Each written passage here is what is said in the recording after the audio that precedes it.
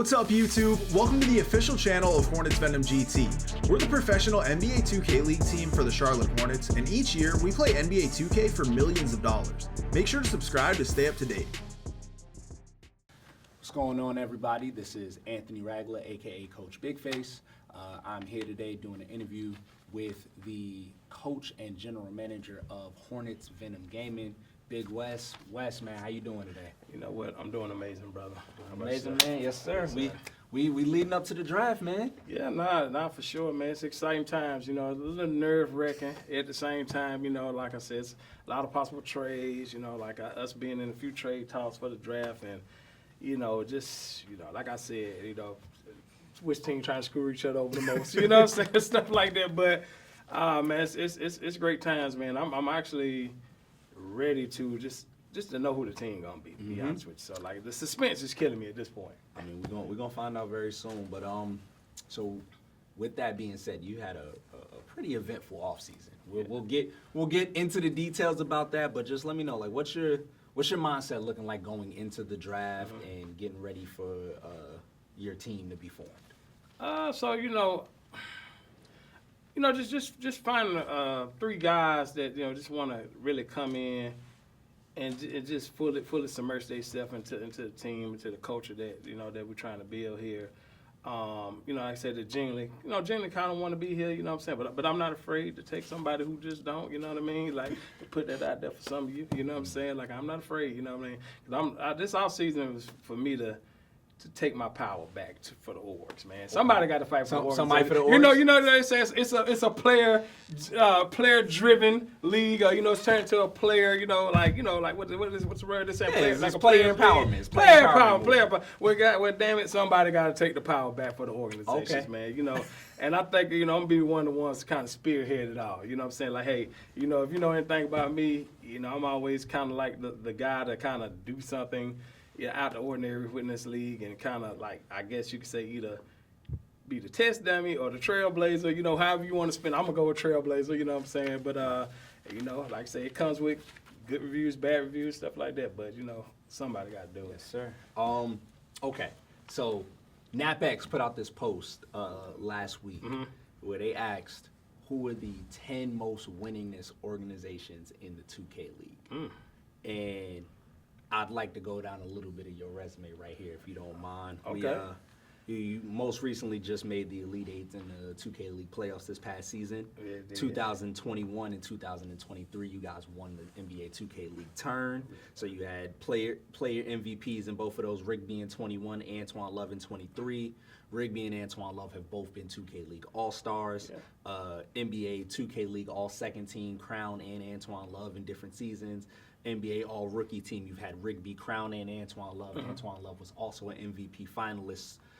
You've won over $400,000 since y'all got in the league in season 2.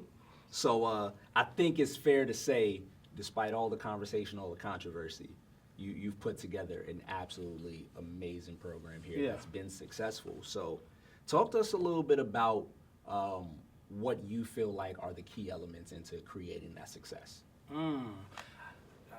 That's a great question. I think that one of the most important things is I learned throughout my time is, you know, finding players that's gonna you know, fight for you at the end of the day, fight for each other, and then, like, fight for me as a coach. You know what I'm saying? Like, I do, you know, tend to like those players that'll run through a wall for you for sure. But I say, like, on top of that, I did it all with.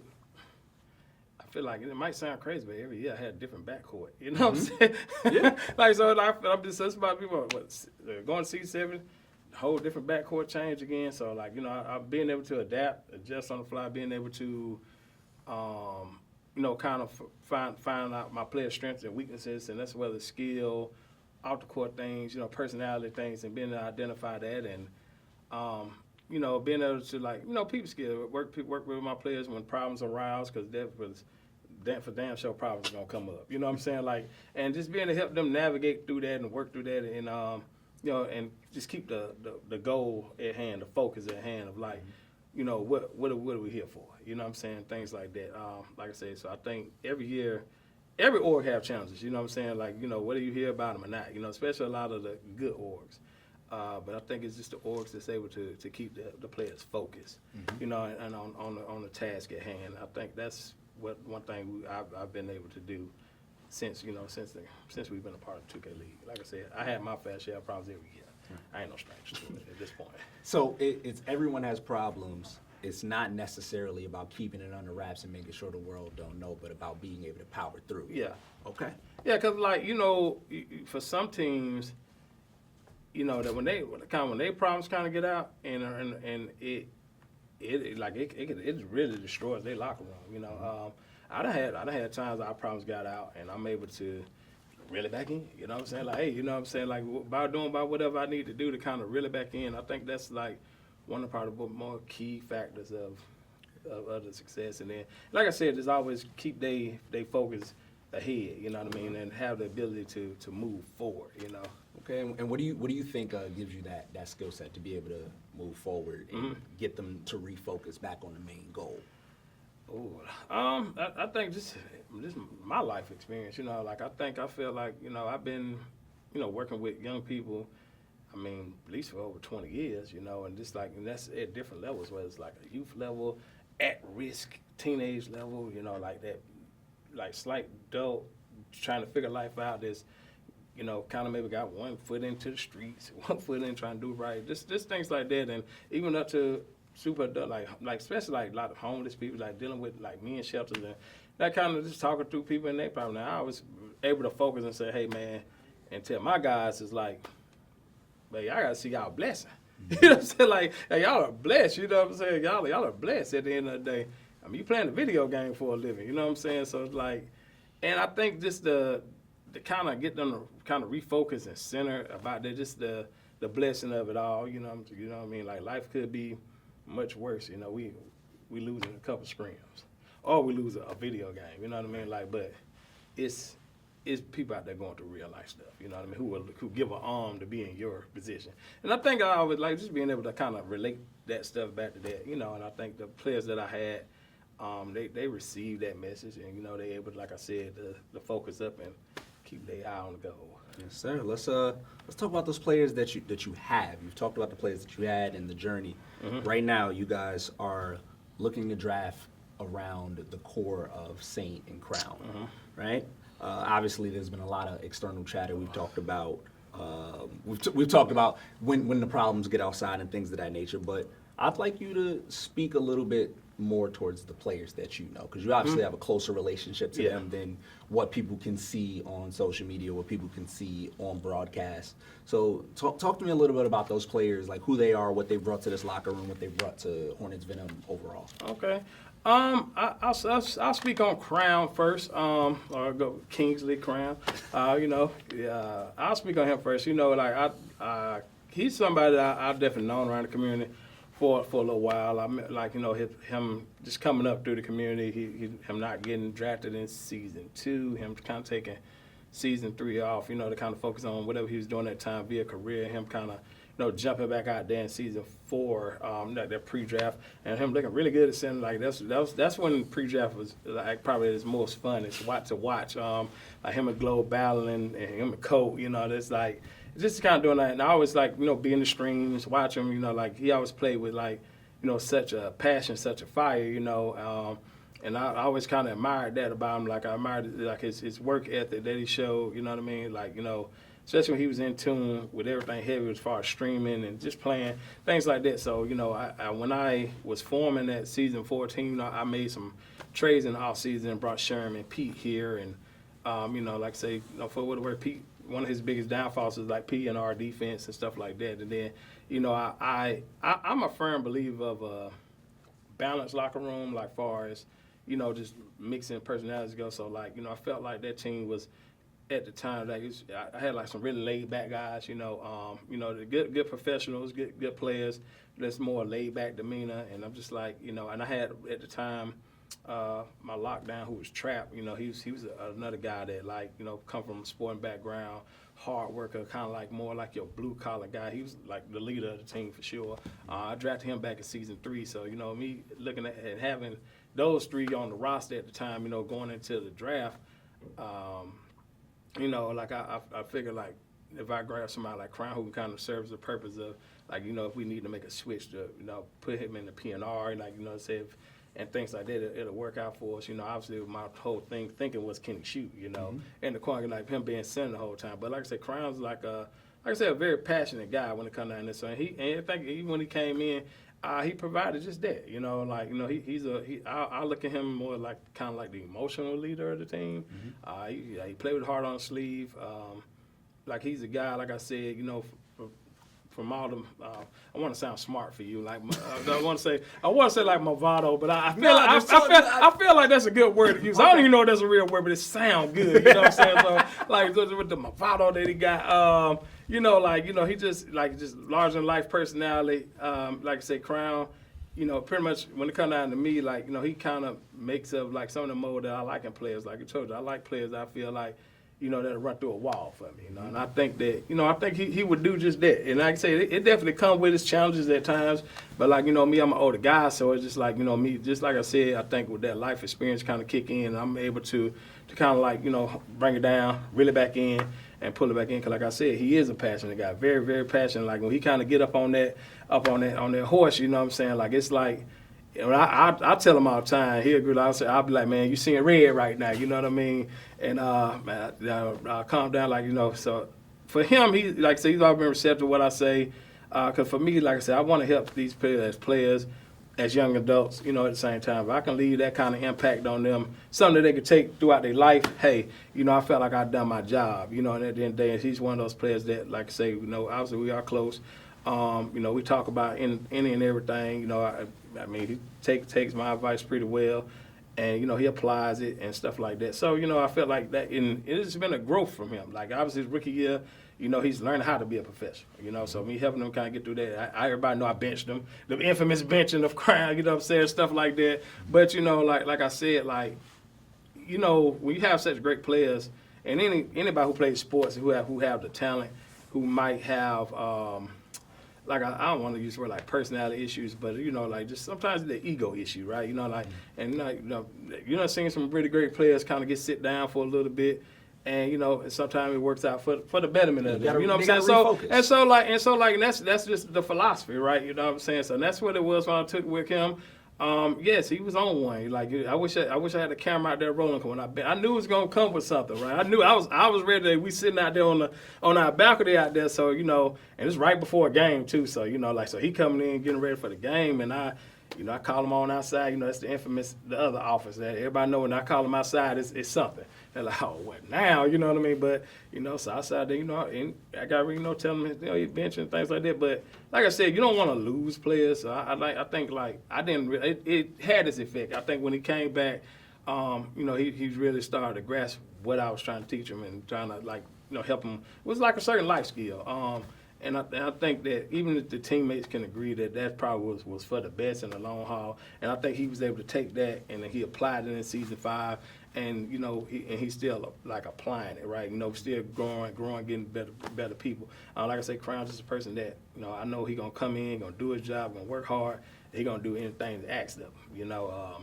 And that's sometimes what you need as a player. Like, I think, like, a lot of stuff get lost in translation with him. But definitely one of the hard work, one of the best workers we had on this team and this organization. Like I said, do anything you ask him to do as far as the organization go. Like, if we need content, he's there. We need somebody to go speak, you know, at panels, different things. Like, he's always available. Like, you know, I done seen him have a date, and I tell his date, like, hey, man, my team need me for like 3 hours. Like, we had to stream one night. I just kind of came out. It ain't necessarily kind of come out of nowhere, but, like, you know, sometimes you do get stuff put on you a little bit last minute. And, you know, like, we always try to help the content team if they want to do something. And, you know, I was able to get him, like, you know, he kind of postponed his date, you know, to kind of just do something for us and kind of help us out. And stuff like that goes a long way, you know what I mean? I think people don't really see that. Switch over to Saint, Big Saint. Like, Big Saint was another guy that, you know, just from the outside looking in, knew that, you know, he going to play with a lot of fire, a lot of energy, things like that. You know, he kind of had the T-Wolves. They had some success over there with the T-Wolves, you know, like, and they had their ups and downs too. They had more success than ups and downs. And then, you know, he went to the Raptors and did his thing over to the Raptors, or whatever the case may be. They didn't have, like, the most successful season. They didn't win no money. So anytime you win no money, it's just like chalk it up. That season is dead, you know what I mean? And I knew I had Crown here, so it was just like, so I noticed like really, really dominant personalities together. Like, and I'm not no stranger to having like two super dominant personalities. Like I had Trap, with we call him Gio. He was the dominant personality himself, and him and Crown. I watched him and Crown in season 4, like kind of how they epic words and talks through things, and sometimes it can get loud and passionate and emotional. But I always seen that they was able to, stay focused on the main goal, get each other right, and on aspects they need to get right. Because Gio, like I said, he was the leader of the team. Crown was the rookie, and Gio's the lockdown. So you know how it go. Like, it's his defense at the end of the day. And I think even when he was working with Crown, like, Crown was stubborn about some things, and Gio like never wavering into what he wants. You know what I'm saying? I always kind of respect that about Crown, because one thing about Crown, he would, apply it. If he apply it and it worked, he'll gonna come back to you and say, "Yo, you was right." You know what I'm saying? So that was like that. So like, so I'm not new to having like that kind of dynamic, and I knew bringing Saint here, it probably something along those lines, similar to those lines as well. And which it was, like I say, for Saint, like I told you, like I'm real big on helping, young men become better young men. So I knew like it was definitely gonna be a challenge. I think getting Saint here, my biggest challenge with him was, I tell him all the time, like his body language, sometimes his sarcastic remarks, and that's just like, not towards me, just like towards like team when they talking to teammates, stuff like that. So, just helping him to be able to call him out on certain things, tell him like, hey, this is acceptable, that's not acceptable. And just being able to like help him grow throughout the season. Like I said, my first time here with him, so he was new to me for sure. And like learning like that aspect of him, but like I always looked at him as like, I can honestly say that he was putting in the work to get to where he was needing to be with all the things that I was asking him to do. And like for him, it ain't skill related. It's more just that other side, like it being a locker room dynamic and things like that. So, and I could say like, he was putting in that work. But same as another player, like I said, for all the talks about him, like, man, he gonna do whatever you ask him to do. Like I said, from content to 1,000 practices, if that's what you need from just whatever you want, whatever you need for Saint to do, it's always a yes. It's just yes, it's never no. Like, and he'll, like I said, he's another person that I feel that'll run through a wall. You know what I mean? Like I said, like, so it's my job to kind of like I said, to try to help him on the other side of things. Like, just learning how to like to say, hey man, like fix your body language right here, things like that. And like I said, him legitimately trying to put in the work. Like I said, it was taking the whole season, but I can honestly sit back and say, hey, when I got to the end, like, he tried, he worked, and and I could see like an improvement from day one to the end. And like I said, like for me, I love players that's gonna come and fight for me at the end of the day. You know what I'm saying? Fight for each other, but also fight for me too. You know what I mean? That way I ask them to do something, they get it done. And that's the kind of players that attract me. That's what every time I coach throughout the years, that's what I like. And so far, like I said, you get the players that's gonna fight for you. Hopefully, you get good results. So from what I'm gathering from this, we got at the baseline of this, you have to be willing to do the work. You have to be willing to put in the time, put in the hours, hone your craft, be as great as you can be. Mm-hmm. The next thing you want is people that are passionate, that actually care about this. Yes. And then everything else you can mold from there. Yeah. And the thing that I kind of noticed in it, and I think you're actually hitting on a great topic of team building and like being able to piece personalities together, because you talked about Crown in season 4, and how he was here with your lock, and how Crown was a little less mature, but had the passion, had the desire. Yes. They clashed a lot, and ultimately you got to see the little pieces. Like, okay, cool, but he'll put the work in, he'll get it together, he'll come back and admit when he was wrong, so on and so forth.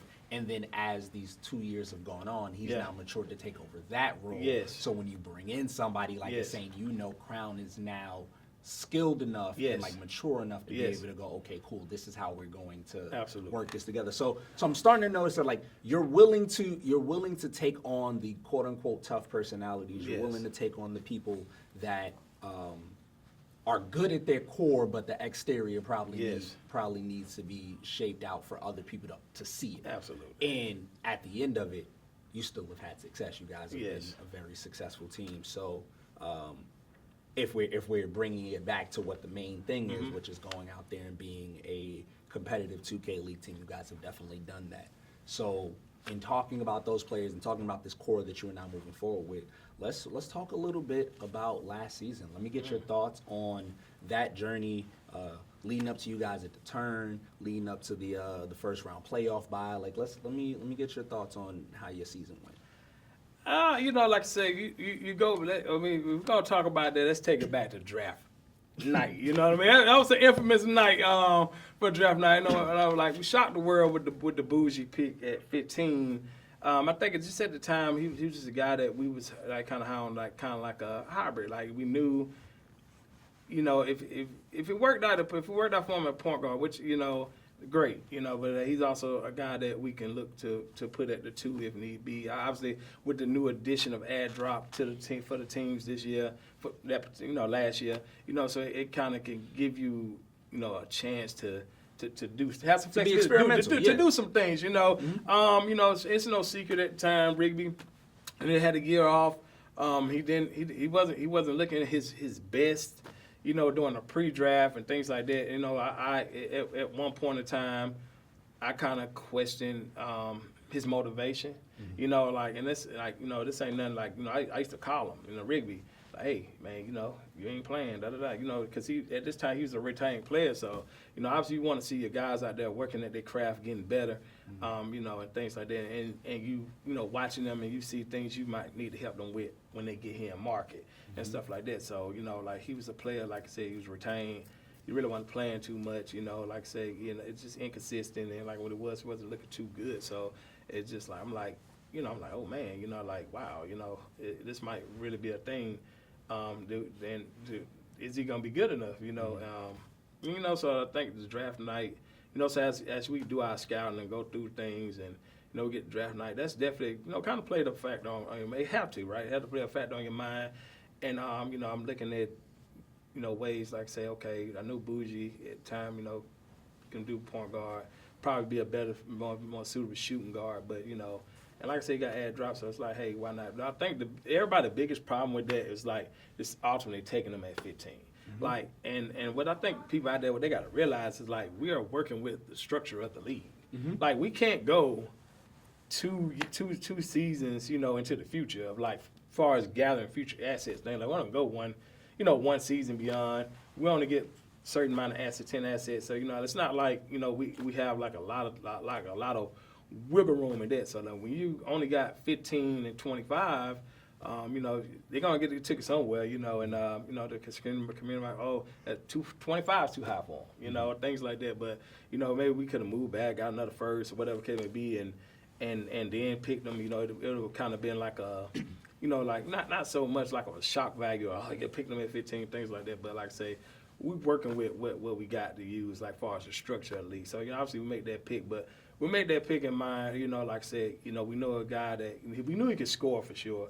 And sometimes you got to be able to put the hole in the orange in the basket, to be an effective team in this league. But like I said, he was kind of like an insurance policy too. If that makes sense, just in case really doesn't pan out, in between the time. Obviously, you get the rules of ad drop, like I say, like, like with the league, they kind of, let's be fair, they give it to you last minute of like what, like, okay, like how ad drop truly works, when you'll be able to do it, things. So now, you gotta, okay, you're looking at it like, hey, I'm not going to even get to see this guy in fives, really, at least get whoever you ad drop, if you decide to go that route, you're not going to really get to see what they do in five. So that made it kind of tough for sure. You know what I mean? Like I at least would have loved to have seen it. But, throughout it all, like I was telling you, like we, training camps, everything, training camps, we in our 3 season, we played a good bit of fives.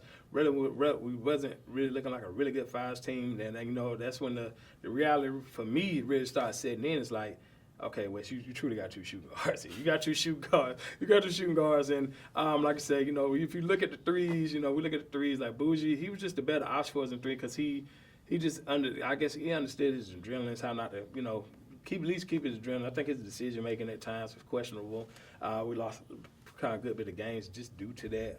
But overall, we didn't have a really good 3 season. Like we was the bottom team of the league. We were the second bottom because the Kings, they was worse than us. But we was right there with them, at the end of the day. The Kings just caught it straight out of They kind of straight. I had to get them, B. They had to catch that straight. Oh, but wow. So we wasn't technically the worst team, you know what I'm saying? But, we definitely was down there with them. We didn't make no money out the mold. So, like we down there, like I said, I'm looking at the fives and I'm like, all right. And me, I'm a forward thinker. So, and like at the time, like the guys, they was defeated beyond like St. Crown, Christian Plu, like they was, and all of them, they was kind of defeated. Like they didn't make no money.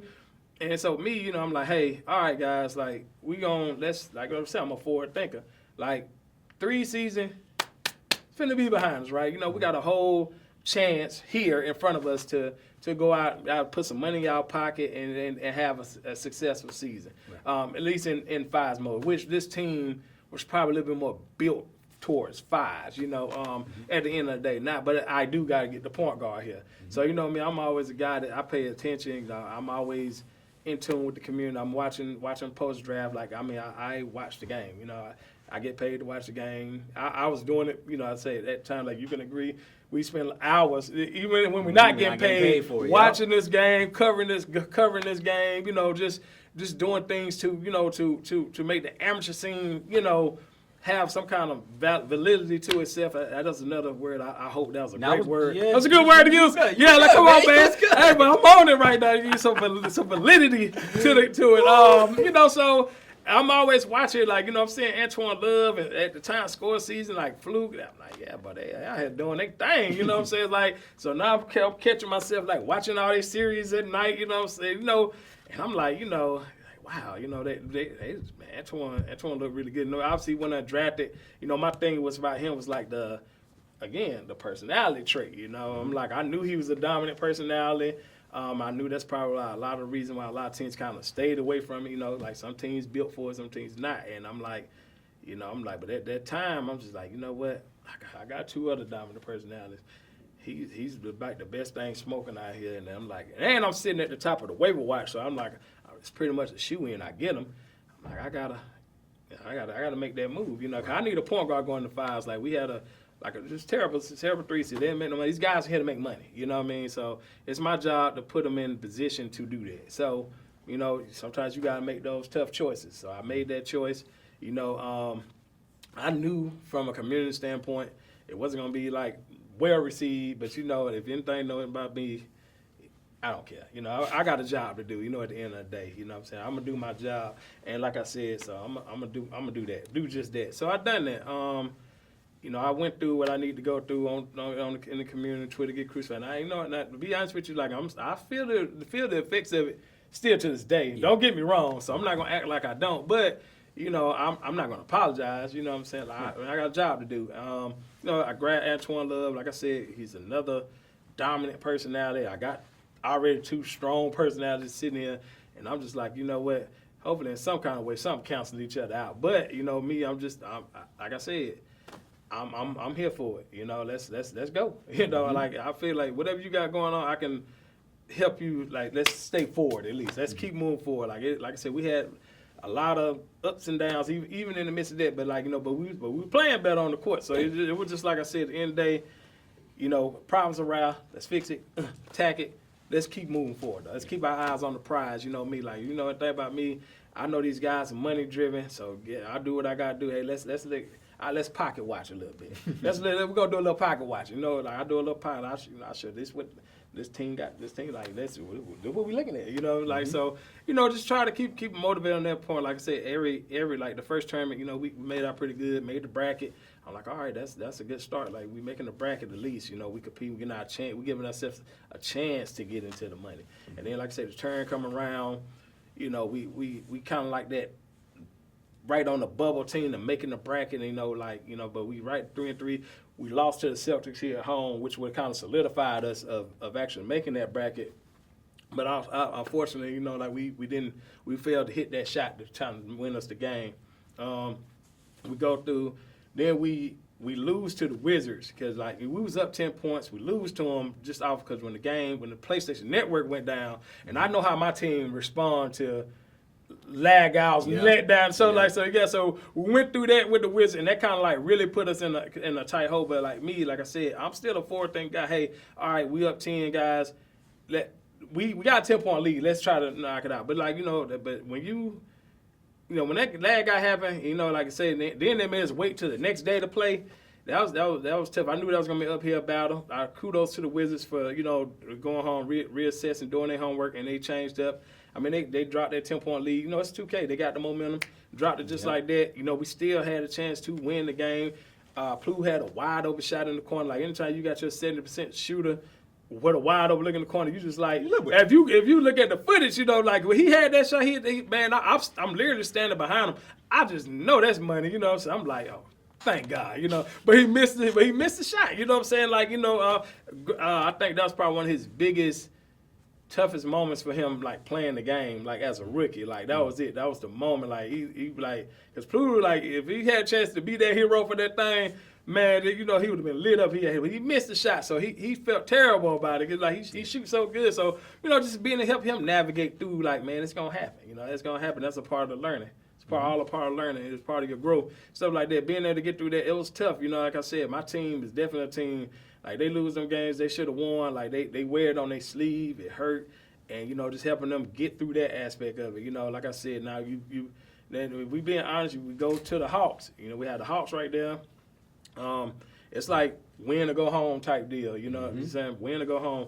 It's like whoever wins this game between us and the Hawks pretty much gonna get that final spot because we're gonna have a tiebreaker. And it wasn't, fourth quarter, it wasn't looking good for us. Like we was down. We was down 10 points. Something happened with the arena, like the whole internet went out, via the arena, whatever happened. Like it's not happened, times back in season 5, that happened before. So it's like it ain't nothing new, it's the internet at the end of the day. What could you do about it? But right. I know when it did happen, I'm just like, we down 10. I told the guys, I made them all, they like, y'all be quiet. Like, while the league figure this out, like, we down 10 points right now. But just like, we know this game, it's momentum based. Like, don't worry about that. We made an adjustment to how we wanted to play because they ran 5 out. I put Crown at the top. Like it was unorthodox to have your center at the top, but I put a bigger body up there. You know what I mean? Kind of make them think about some stuff, just to throw something different at them. It was a collaborative kind of deal. We all kind of came with a solution of how we want to play it. I think it was definitely spearheaded by Crown. And I was okay. Let's make this happen. Put you at the top, things like this. So we showed them a different look. And like I told them, like we just gotta get we get the ball. We gotta score, and we get 2 stops in a row. We back in the game, and just us knowing the community, right?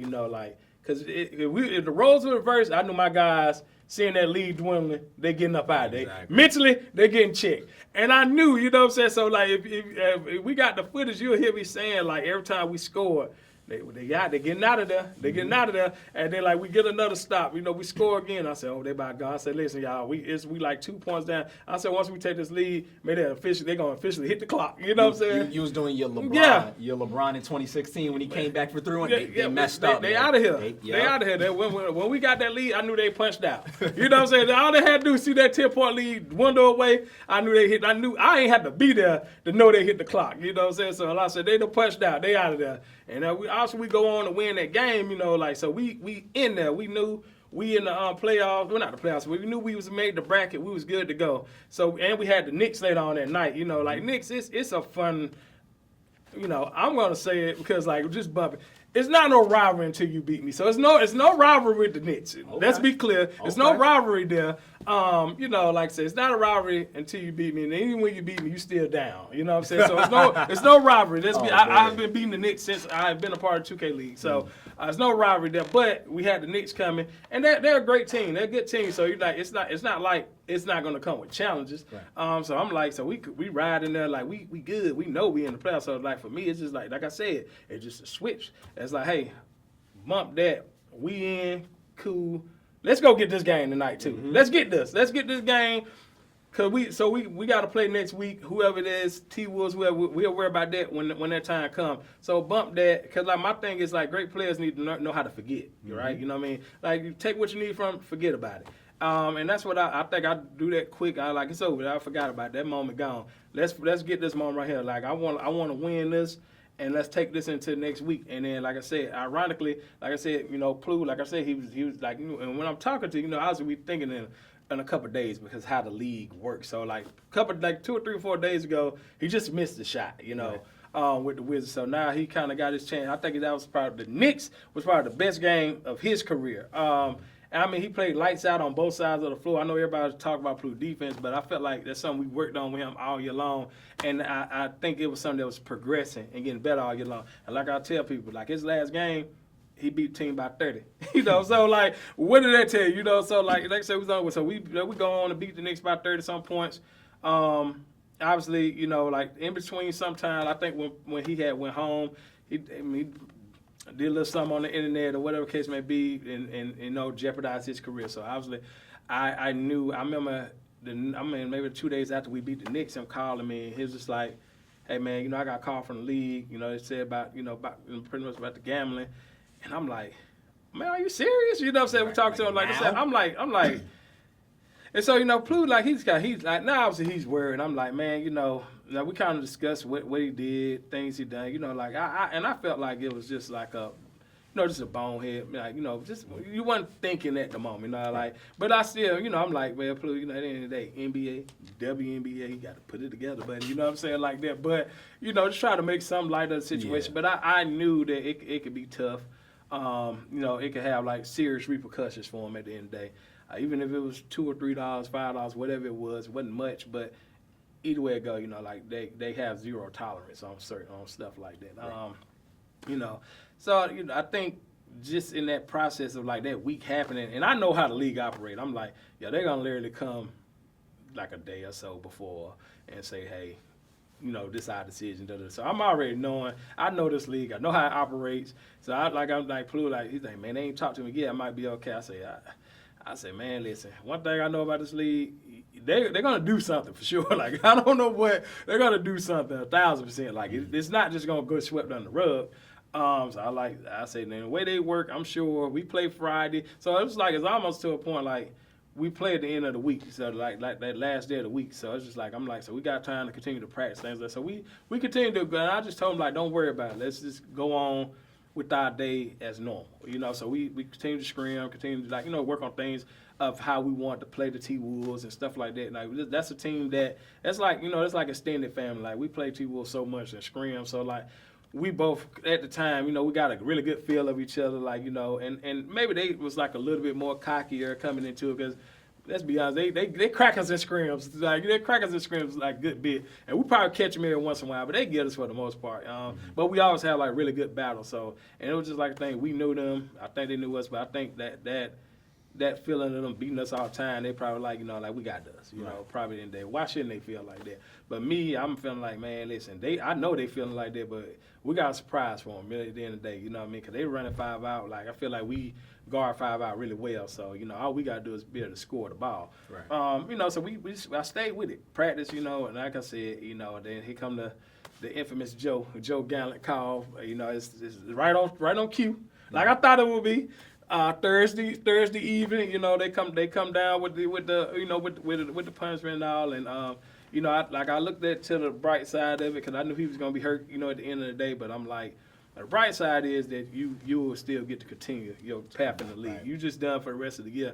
So like, I talked to him and I explained to him. Like I knew he was gonna be upset, but I'm just like, at least it's not indefinite. Like you get a shot next year at the end of the day. And I said that's really, if you look through the history of the league, it's kind of uncommon a little bit for gambling. But like I said, I think they even felt like it was just a dumb, just a dumb mistake. At the end of the day, And kudos to them for not, like overboard. You know what I mean? And not even say it's overboard. Like kudos to them for just having some with some understanding, and then they kind of let them get a chance. But compassion, there we go.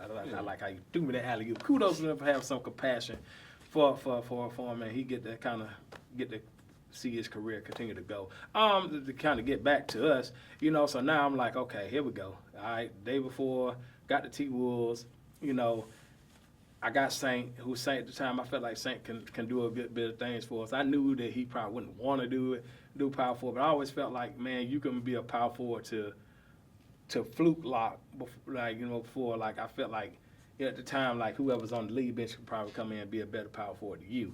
There's no knock to. I guess it might be Perm at the time. It's no knock because obviously we'll get to Perm in a little bit. There's no knock to him at the time. But at that time, I just felt like that's the direction I wanted to go. And like I said, another thing about Saint, he probably really didn't want to do it, but I asked. He did it for the team. He done it for the team, and like I said at the time, and like I said, credit to him because like when we start, like so literally we was able to pick up Vonnie that night, so we had like one day to kind of like practice with him and get ready for a game, like 5 o'clock or something like that. And they spent some time. We did like 2 scrims prior to that. And, I seen Saint, like, he was, he started smiling again, like having fun playing that position. And, like I said, one thing about him, like, he animated. And, like, so, like, he look at those bills, and let's say if the bill got goal interceptor and stuff like this. So, Saint playing the game, he get a steal. Like, goal limited. So, like, go interceptor, you know what I'm saying? Like, oh, man, like, so he really gets it. He really gets into it. He's having fun, right, at the end of the day. And, like, he gets into it, like I said, I told him, I said, man, this switching this position kind of like, you put your joy back into doing this, And he was really started having fun again. So we went out there. Obviously, we won, beat the T-Wolves. Now we know we on our way to Washington. And one thing I always thought about that team, I say, listen, when that team get on stage, it's gonna be electrifying. So all we had to do is get to the stage. I knew my team was built for the stage. And I'm like, once we get on that stage, it's pretty much just a wrap. But then, like I said, here come the curveball with the league. They throw like, we got the upstairs stage, so you got the main stage. So we like, oh man, we could just stay home and play from the arena and all that. So like, and that's a challenge into itself, cause like you upstairs, you tucked away, can't nobody be up there. So it's just like, but you are playing against the other team. And then let me correct myself, cause by around that time, they did it like that, but they had one team over here and another team in the training room. Yeah. So you really ain't had that interaction with that team being upstairs. Right. So it's like we for sure could have stayed home at this point because by that time remember because we didn't make the stage for the tip off. Right. So they made some changes to it. So by the time we got there, they went from the format of one team being over there up on this room, the other team being in that room. So and like I said, I know my team like they're like, oh man, what's the purpose of being out here? We could have did this. And I'm like, listen, this is just a challenge. Let's get through. Don't let this moment, mess us up. You know what I mean? Like we're gonna make it to the main stage. We're playing the Nets. The Nets was a team I felt that got away from us during the turns. We was a part of their little 6-0 win or whatever the case may be. But we felt like, we did some bonehead stuff that kind of like let them get up on us. And I'm like, that ain't gonna happen again. Right. And we playing a series, not just one game. So like, we had a great game plan for that, and then, we went out and executed to a T. We really should have swept the Nets, They got one off on us, it's cool, but, we got them up out of there eventually. You getting your shots off at every team. You done got the Kings, you done got the Knicks, now it's the Nets. Hey, I see you. I see how you working. Because everybody does the Nets is the rivalry, too. And it's a fun rivalry. I got my guy OG over there, so that's family. So it's always going to be a fun rivalry between us, but I'm up on you, too, OG. Like, love, though. We do that, and like I said, we make it to that stage, and like here come the infamous Sixers, and me and Jeff, we real close too. So like I talk to Jeff all the time, but I knew that was gonna be our toughest challenge, right? The Sixers, and I'm like, man, listen, whoever wins this gonna win the turn at the end of that, because we felt like ain't no other team on us outside of NBL that could really probably get us on that side of the bracket. And then once I seen NBL lose, I'm like, oh man, that's bad. Listen, all we got to do, once we get past the Sixers, man, it's over with. We got this. And I knew Sixers going to be a big challenge. So, like, they like I said, there's another team. I'm going to be honest, they kick our butt and scrims a lot. So we familiar with them, they always got the better of us for sure. But, now we on that stage. I told you, my team is stage made, so you can go back and look at that. So, obviously, you get the shot heard around the world, Rigby. But like I said, throughout the whole thing, Rigby, like teams really disrespecting Rigby this year. They were leaving them wide open.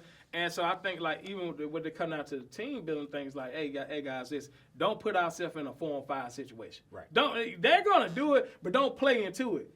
Make the right basketball play. Mm-hmm. And that was the biggest thing that I kept harping to Saint. Like, I'm talking like throughout this I'm pretty much throughout the tip off, the turn, group play. All that's always my thing. Make the right basketball. Make the right basketball. Make the right basketball play. And like I said, we did it versus the Celtics. Crown hit him on the hash. He missed, but like he missed the shot. Cool, but he could have made the extra pass. The Plume probably maybe would have won that game. But like at the end of the day, Rigby is Rigby. You hit it, man. We in love. You miss it, we like But I can live with myself watching him miss that shot. Me personally, I can live with it. I trust him enough for that. And like I said, so it was just fitting when you look into and I always tell people like you go back and look at all like Rigby big moments in that. Mm-hmm. The passes came from Saint, and that was one of his biggest critics on the team. Like for real, that's like just for sure. You know what I mean? Like Saint, like that's one of his biggest critics on the team of just like wanting him to get himself right. You know what I mean? Saint was advocate about one of his biggest critics, but all his moments, his big moments in that turn run, literally pass came from Saint. Yeah. Like for sure. So we're going to win 6 or whatever. We win that game 1, and just like how it go. I knew we won game 1.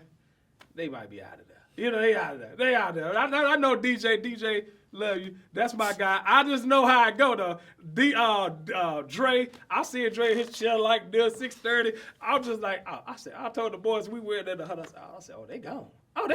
And we come out and jump on them like 10 points. Man, listen, it's over with. And that's what we did. We came out, jumped on them, it was over. They was out of there. Like I'm saying, then so we match up against the infamous Blazer 5. Like, I don't want to sound like too cocky. I'm just like, played them, we beat them in season 4 for the turn, and it's just like, hey, man, we gonna get this. Like, they run 5 out, man, we got really great defense going on, right? We playing some really good ball.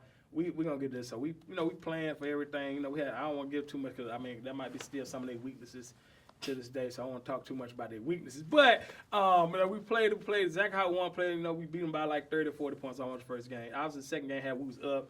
The infamous kick out. Well, now kick out. It's pretty much the game. It's a glitch in the game. You know how it go. We get kicked out. Like I said, my team is on 1,000 at this point. So again, like I said, the red. I gotta I'm sick too this time. So it was like my flu game. It was my flu game. It was your flu game? It was my flu game because I'm sick. If you look at me, I'm like a zombie out there. So I'm like, I'm not feeling too good. You know what I'm saying? Like I'm just like.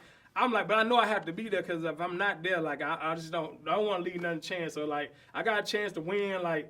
I need to be there. So I got a headache out of this world. I'm talking about I told you I'm like a zombie. You can go back and really look at that footage. I'm like a zombie out there. But I'm keeping it together. Like all that happened, I just already know what time it is. So I had to kind of reel it back in. And even when we come in game 3, we go down 6 points, and then so everybody know the info. When I take them outside, it's loud, and like I said, I really ain't got no voice at the time, so I can't really talk in there. Headache out of his word. So I just sounded like Doc Rivers. Man, listen, that's what it was, So I pulled them outside. The lead thought we were leaving, They kept chasing us. I'm like, man, we just going to talk, I gotta, want to reel them back in. So I was outside, and, I was just talking to him, and I just told him and I'm fussing. My voice already messed up, so I'm kind of fussing. I'm just telling we're not even playing with our game plan no more. Right. You know what I'm saying? We just played with it in the first game. You beat them all by about 40.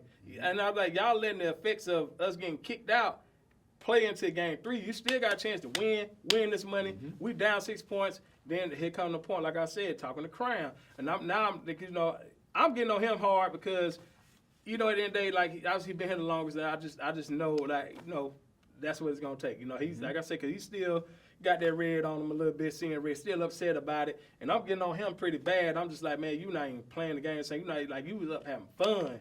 You ain't even smiling no more. You letting this thing is weighing on you heavy, and see that this time, like I said, it was like something in the movie, man. Cause Crown, he was crying. He was just upset. He might have dropped a tear, so being upset. If you didn't cry, my bad. But I felt but it felt like a good movie scene at the end of the day. So imagine Crown just out there like this. He upset, and I'm talking to him, and I'm saying, man, you gotta find your fun in this again, man. You was having fun. You was balling. Mm-hmm. It's weighing on you. So me and him just kind of talking one-on-one. And Saint, like I said, he always gonna be locked in. I need you. I need you, stopper. Don't let this. We call him stopper. Need you. Don't let that moment affect you. Man, y'all got money sitting right there in y'all face. It's up for grabs. We only down 6 points. It's halftime. Let's get back to our game plan, what we was doing, and go win this money. And we'll worry about all the other stuff later. Because what I don't want to happen is y'all let that moment affect y'all from winning this championship. And then that's just going to throw everything out the window. Whatever all we will be able to accomplish for the rest of this season. We get this win. We're number 2 in the East. we're on our way. You know what I'm saying? So like that's me looking forward. So obviously we go on to win that. And kind of get the chance to turn, get the second seed. But repercussions got to happen. And that's what it was. I knew, because they like Crown, they type people like, man, you think league gonna suspend us or do something like that? And I'm like, I don't know, but you need to accept whatever they're gonna do. Because like you gotta accept your role into this because it didn't have to be. And I think like, and that's just always my stance. Like I said, whether they right or wrong, I'm gonna tell them you're wrong. Like at the end of the day, you could have handled that better. You made the choice to do this. You done this, and you did that. Like the league didn't make you do that, so you done it. So now, we all gonna have to suffer the repercussions. So obviously he gets suspended. Now here come Perm. Like Perm. I felt like this is the playoffs. I think Perm is the only league bench player that can even play, right? Mm-hmm. So if somebody need a point guard, like. Imagine Perm having a low level point guard, whatever. So he was the only one lead bench player they sucked out there, and whoever needed, he was going to fill that void. So, so obviously, I'm just figuring it out. Like and one thing about the players is just like when how it go, they playing something they don't truly believe in. They might not give it out. And I'm just like, hey guys, we got to make the best of it. This is a playoff game. We need to get it. So ultimately, I made the decision to put Saint at center. Against Jerry. I think Saint had a really good game, But, we should have won that game. But, unfortunately, we lost it. And you know how it go. When you lose that game, you should have won. You usually pay the price. And who would have thought that we would have lost the NBL, keeping them under 50, and they actually kept us under 40, you know what I'm saying? So, like, you just got to chalk it up, man. Like, so, yeah, man, that now you get a chance to reflect on the season and, like, how you want to move forward, As you reflect, would you trade the turn banner and everything that went on during that series with the Blazers to get those 2 full games with Crown in the playoffs? Man, whatever. You say would I trade the turn banner? Like if all of that doesn't happen, yeah, y'all don't lose y'all don't win the turn that way, but you get your fair shot with Crown all the way through. Okay.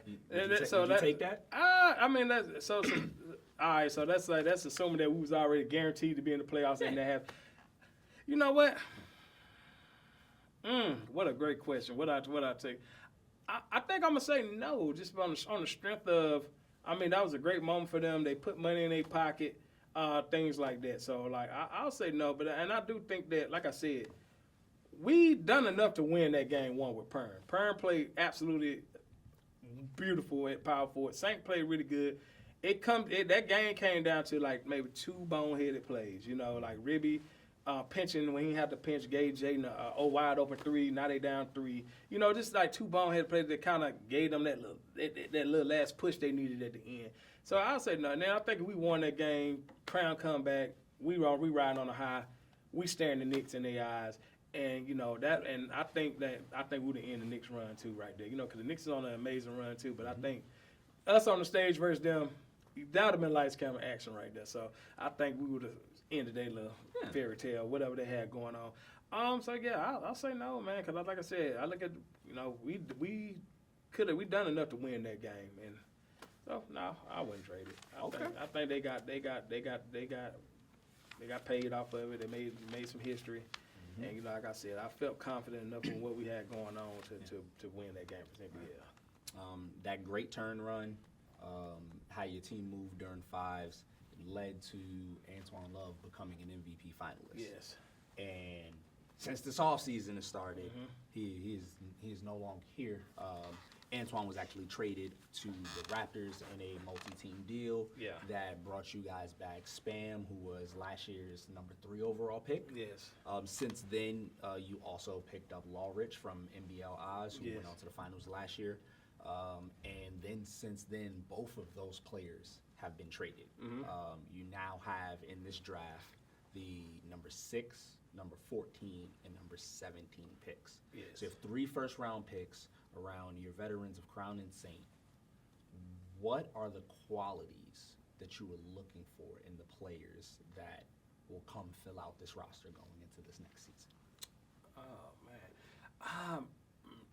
Maturity. That a good quality, is that? Okay, make sure I'm on point, you know. I say maturity, hard working. I would say maybe self-motivated, hard work might be the same thing, so we kind of tie them in together. I don't want to say that's really about all they need, just being mature, the ability to be able to, you know, I don't necessarily know what the quality would be, but to be able to, like, if you have a challenge, being able to go through that challenge and being able to move forward. So I don't necessarily know what that quality would be, but I guess I'll put that under maturity. But just things like that, being able to have a conversation, you know, whether it's a tough conversation or not, you know, and be able to move forward.